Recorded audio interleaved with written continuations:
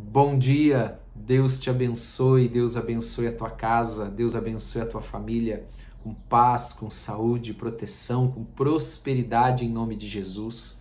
Glória a Deus por este dia que está começando.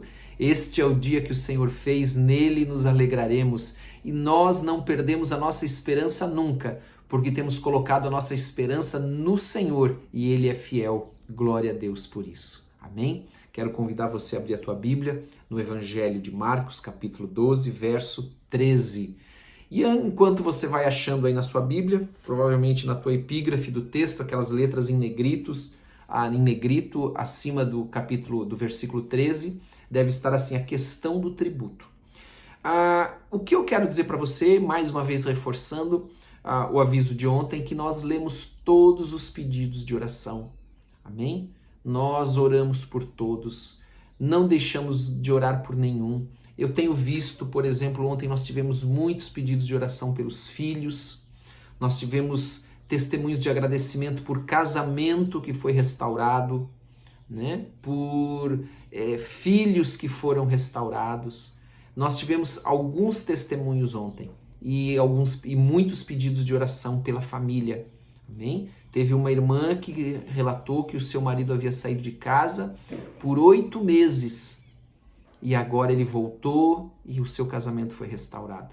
Amém? Então ela buscou em oração, creu no Senhor, teve esperança e o Senhor respondeu. Glória a Deus por isso. Amém? E nós vamos continuar orando, vamos continuar clamando por todos, apresentando ao Senhor em oração, todos em nome de Jesus. E se você olhar lá nos comentários, você vai ver a quantidade de pedidos de oração e também de testemunhos que tem ali, de bênçãos que foram alcançadas pela graça de Deus e para a glória de Deus em nome de Jesus. Amém? Então vamos ler lá Marcos 12, 13, que diz assim: enviaram-lhes alguns dos fariseus e dos herodianos. Os fariseus, nós já falamos bastante sobre eles. Os fariseus eram aqueles que dominavam as sinagogas, que era um lugar de adoração e de estudo da palavra, e eles viviam basicamente nas tradições que foram passadas por seus antepassados, por aquelas leis que foram passadas pelos seus antepassados, feitas por homens, não só a lei de Deus. E essas regras, estas tradições, elas eram consideradas maiores do que a própria palavra de Deus, né? Onde elas evidenciavam o caráter externo, mas não havia uma mudança interior no seu coração, no interior do homem. Eles prezavam pela aparência e não por um coração transformado, por uma vida transformada. Então eles tinham que seguir um monte de regras exteriores, enquanto o coração continuava do mesmo jeito. A Bíblia ainda diz que Jesus os chamou de sepulcros caiados, que era o que por fora eles eram branquinhos, limpos, mas por dentro era cheio de podridão, de sujeira, né? Então Jesus foi muito duro com os fariseus. Já os herodianos, eles eram um partido político que simpatizavam com os romanos. Então eles eram inimigos, eles não tinham nada que ligassem os fariseus aos herodianos, a não ser, nós podemos usar aquela frase conhecida que diz assim: o inimigo do meu inimigo é meu amigo, né? É isso que aconteceu, os dois se uniram contra em favor de um propósito comum, que era envergonhar Jesus, de alguma forma desacreditar Jesus, prender, matar Jesus, né? E então eles queriam pegar Jesus em alguma palavra. E então eles chegam até Jesus e dizem: mestre, sabemos que és verdadeiro e não te importas com quem quer que seja, porque não olhas a aparência dos homens, antes, segundo a verdade, ensinas o caminho de Deus. Então eles chegaram lá primeiro, né, elogiando Jesus, armando a cilada, preparando a cilada para Jesus. Como eu sempre digo, nós vamos tentar sempre trazer o texto de uma maneira mais simples possível e prática para a nossa vida, né? Para nós entendermos hoje o que é isso, o que nós passamos hoje. Eu e você com certeza já passamos por isso várias vezes, né? Onde as pessoas acham estranho nós não caminharmos com elas pelo caminho que elas seguem. Nós irmos na contramão do caminho que elas estão seguindo. Elas nos questionam, mas por que você segue a Bíblia, segue a palavra de Deus? Por que você acredita nisso? Por que você não é como nós? Por que você não faz as mesmas coisas que nós? Mas aqui eles chegam então para armar uma cilada, e aí sim nós já podemos, quantas vezes já nos prepararam ciladas, armaram ciladas para nos pegar em palavras ou mesmo em atitudes, né? E eles aqui armam essa cilada e perguntam para Jesus: é lícito pagar tributo a César ou não? É lícito, devemos ou não pagar? Então aqui há duas questões que nós precisamos entender. A primeira questão é assim: por que eles questionam o pagamento do tributo?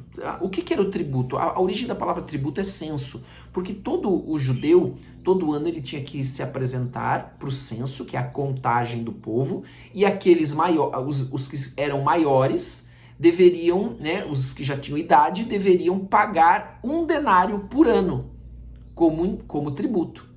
Isso era o censo que eles faziam. E então eles pagavam esse denário, e o pagamento desse denário era uma afronta para o judeu, porque quando o judeu pagava esse denário, ele estava declarando: eu sou propriedade de Roma, e eles nunca aceitariam isso. Eles eram povo de Deus, povo exclusivo de Deus, povo separado, povo chamado, e quando eles faziam isso, eles estavam declarando: nós somos povo, nós somos propriedade de Roma.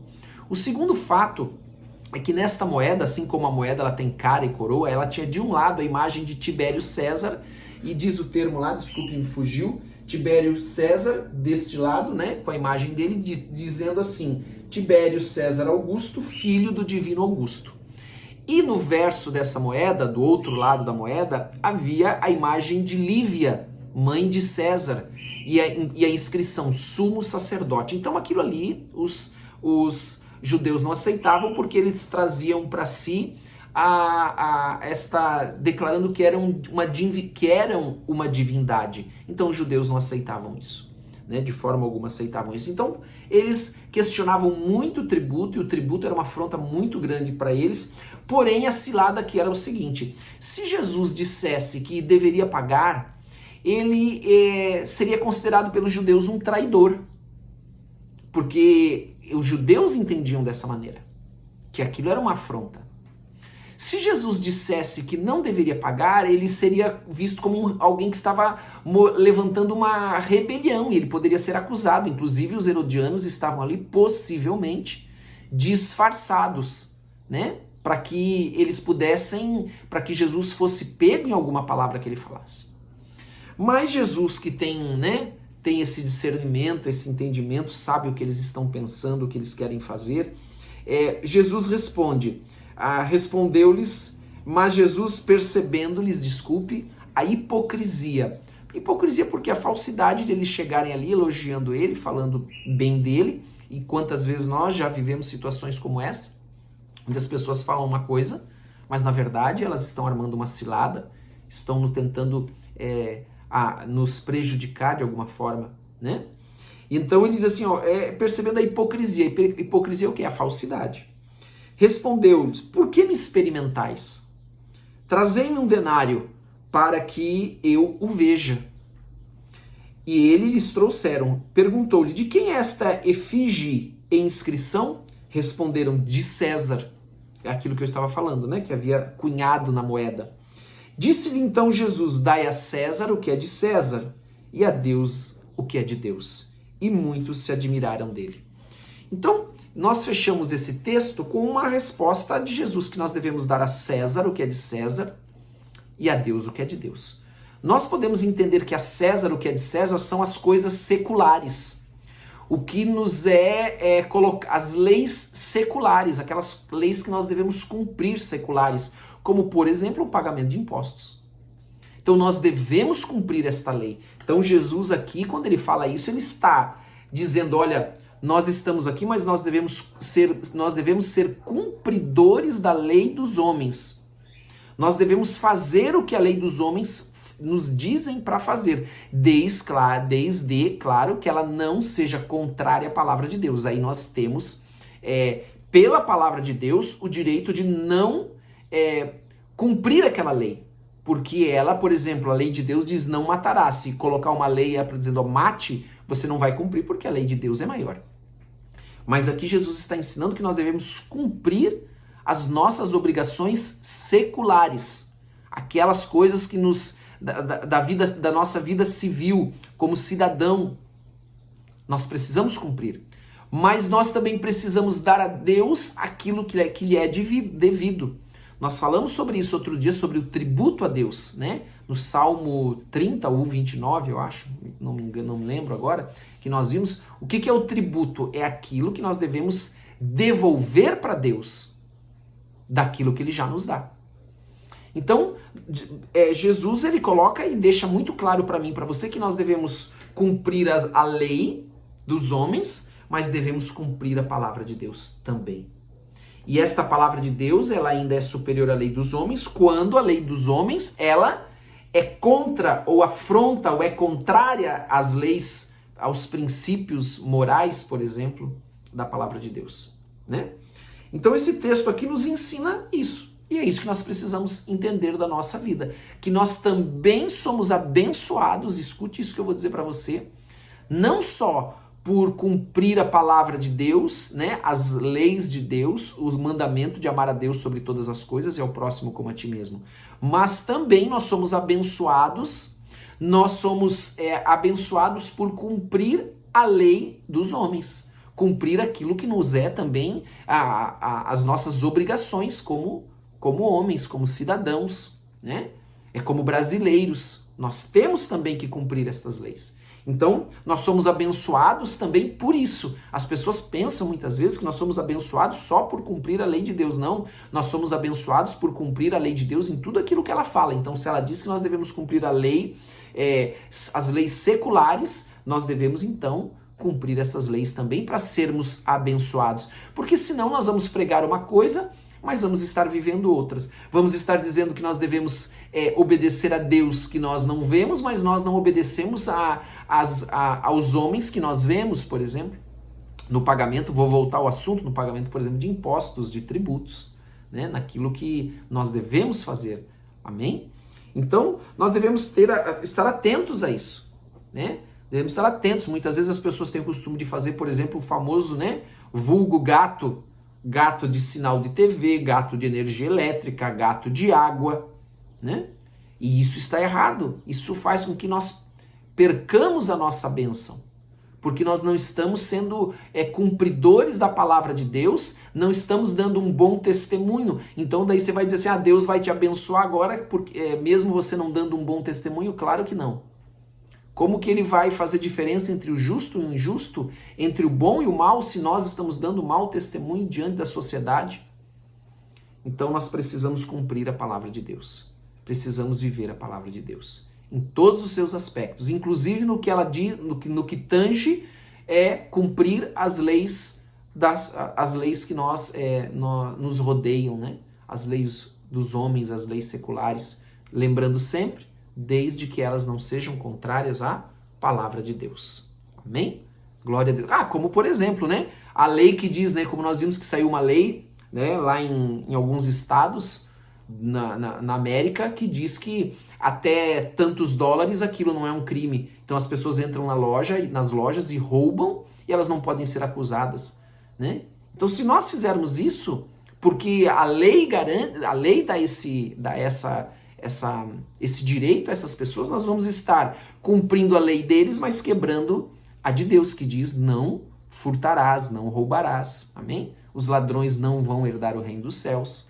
Então nós temos que tomar cuidado com a palavra de Deus e vivê-la de forma integral. Amém? E não só naquilo que nós pensamos que ali sim, ali nós vamos ser abençoados.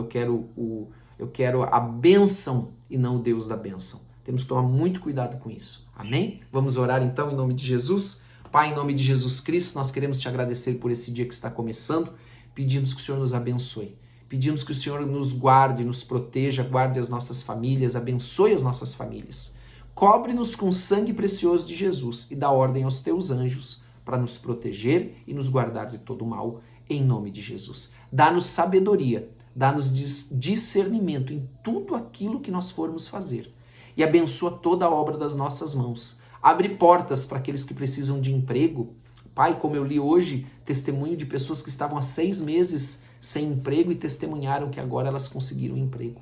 Louvado seja o teu nome por isso. Abençoa, abre portas, Pai, para todos aqueles que precisam, em nome de Jesus. E nós oramos pelo Brasil também, para que toda arma forjada contra o Brasil não prospere, para que tudo aquilo que está escondido, oculto, venha à luz, em nome de Jesus Cristo, e que o Senhor possa levantar um povo com fé, com coragem, ousado no Senhor, em nome de Jesus Cristo. Amém? Que Deus te abençoe. Tenha um dia abençoado em nome de Jesus.